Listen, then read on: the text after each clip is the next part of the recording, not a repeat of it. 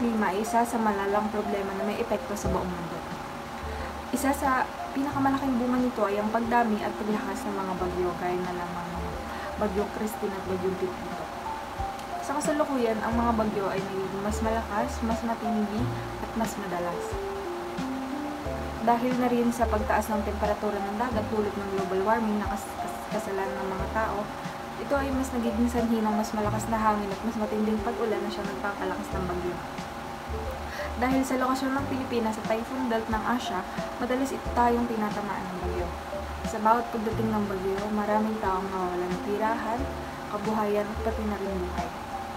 Dahil sa epekto ng pagbabago ng klima, inaasahan na mas magiging delikado ang mga susunod na bagyo, kaya't mahalaga ang tamang paghahanda at tamang pagkakaroon ng kaalaman kung ano mga ang gagawin bago dumating ang bagyo.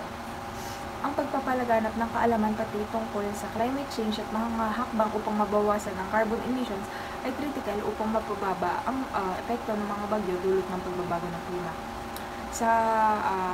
Sa huli, ang pagtuon ng mga solusyon para labanan ng global warming at pagkakaroon ng tamang mga polisiya para sa disaster preparedness ay magdudulot ng mas ligtas na hinaharap para sa lahat. Ang pangalawa sa issue ng lipunan ay ang malalang korupsyon at pagbebenta ng boto.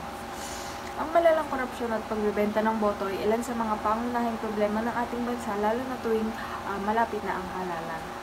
Ang mga isyong ito ay nagiging balakid sa isang tunay na demokrasiya kung saan ang bawat mamamayan ay may karapatang pumili ng mga leader na magsusulong ng kanilang interes.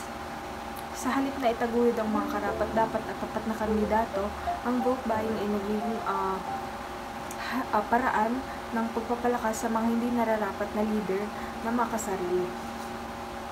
Sa ngayon, maraming mga botante ang naaakit sa mga alok ng pera, bigas o iba pang material na bagay kapalit ng isang boto. Dahil dito, nawawala ang tunay na layunin ng halalan, ang makapili batay sa kakayahan at integridad ng mga kandidato. Sa halip, ang halalan ay nagiging isang laro ng pera na nagpapalala sa problemang ito na korupsyon.